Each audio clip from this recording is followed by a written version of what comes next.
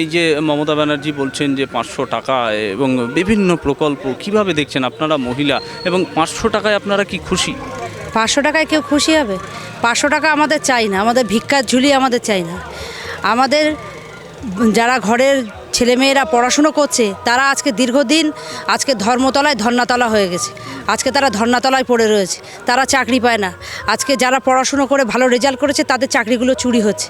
আমাদের সন্তানদেরকে চাকরি দেওয়া হোক, অন্তত প্রত্যেকটা ঘরে একটা করে সন্তানরা অন্তত চাকরি পাক। তাদেরকে হাত পেতে 500 টাকা নিতে হবে না, তারা রোজগার করে এনে মা বাবা তার পরিবারের সবাইকে খাওয়াতে পারবে। মমতা ব্যানার্জি একদম পরিষ্কার বলছেন যে আমি চলে গেলে এই প্রকল্পগুলি কে দেবে। তার মানে এই প্রকল্পগুলির উপরেই কি সরকার দাঁড়িয়ে রয়েছে বলে মনে হয়? উনি চলে গেলে কী হবে জানি না। আমরা চাই এই পশ্চিমবঙ্গে ভারতীয় জনতা পার্টি মানে বিজেপি সরকার হবে, কাজের সংস্থান হবে, মানুষ কাজ পাবে, কারুর কাছে হাত পাততে হবে না। আজকে অন্য রাজ্যে যেমন সবাই কাজ করে খাচ্ছে, আজকে কোনো মানুষ বসে নেই, তারা সবাই যে যার মতো কর্ম করে খাচ্ছে। আমরাও কর্ম করে খেতে রাজি আছি, আমরা ভিক্ষার হাতটা পাততে রাজি নই। একদমই তাই। বারাসাত লোকসভা কেন্দ্রে দীর্ঘদিনের একজন সাংসদ রয়েছে কাকুলি ঘোষ দস্তিদার, একদিকে স্বপন মজুমদার রয়েছে, সিপিএমের প্রার্থীও দেওয়া হয়েছে। আমি বলছি কার পাল্লা ভারী? অবশ্যই বলবো আমাদের স্বপনদার পাল্লা ভারী, কারণ দীর্ঘ কেন 3টে টার্মস উনি এমপি রয়েছেন। এমপির কী কাজটা করেছেন উনি দেগঙ্গার জন্য কী কাজটা করেছেন? বিভিন্ন প্রকল্পের টাকা রিটার্ন চলে গেছে, আজকে এমপি ল্যাটের সব টাকা খরচা করতে পারেনি। ঠিক আছে, সেই জায়গায় দাঁড়িয়ে বলবো মানুষ এবার ভারতীয় জনতা পার্টির উপর বিশ্বাস করছে, বিজেপির উপর বিশ্বাস করছে। বিজেপি সরকার হবে, মানুষ কর্মসংস্থান হবে, কাজ পাবে, সেই তারা রোজগার করে তার পরিবারের মুখে হাসি ফোটাতে পারবে। এইবার এই বারাসাত লোকসভা কেন্দ্রে পদ্ম ফুলের দিকেই ভারী পাল্লা বলছেন? একদম, শুধু বারাসাত বলে নয়, বারাসাত বসিরহাট আমাদের সন্দেশকারীতে আমরা দেখতে পাচ্ছি না, আমাদের রেখাপাত্র দিদি উনিও জিতবেন, এটা আমাদের দীর্ঘ বিশ্বাস। মানুষ আমাদেরকে বঞ্চিত করবে না। ভান্ডার দেওয়া হচ্ছে, এবার কিন্তু হাজারও হয়ে যাচ্ছে টাকাটা, সেই তাতে কি খুশি আপনারা? না, আমি খুশি নই, কারণ আমার হাজব্যান্ড এখন এমএসসি পড়ছে, ধরো পড়া হয়ে গেছে, তাহলে আমার হাজব্যান্ড যদি একটা চাকরি করে তাহলে আমার একটা সম্মানের হবে, গর্বের হবে যে না, সরকার আমাকে 1000 টাকা দিয়েছে, আমি তার জন্য কেন খুশি হতে যাবো? তাহলে আমার সন্তান 1000 টাকা, আমার সন্তান ভালো স্কুলে পড়তে পারবে না তো?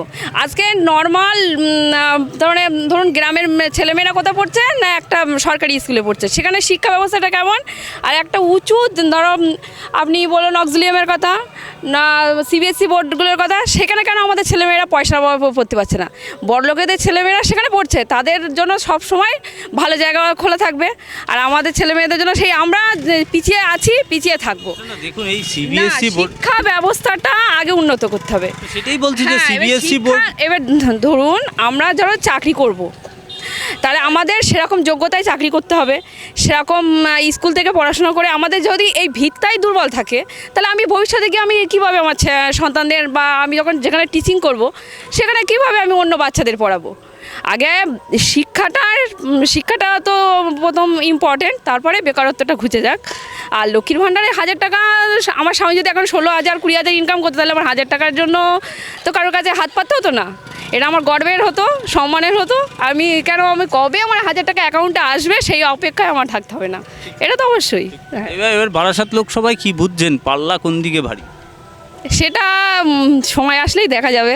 না সময় আসলে না, এই যে প্রার্থী দীর্ঘদিনের সাংসদ, তারপরে স্বপন মজুমদার সবাই রয়েছে, কি মনে হচ্ছে কোন দিকে পাল্লাটা কোন দিকে? হ্যাঁ, সেটা মনে তো হচ্ছে অবশ্যই বিজেপি আসবে, আর মোদিজি তো অবশ্যই আসছে।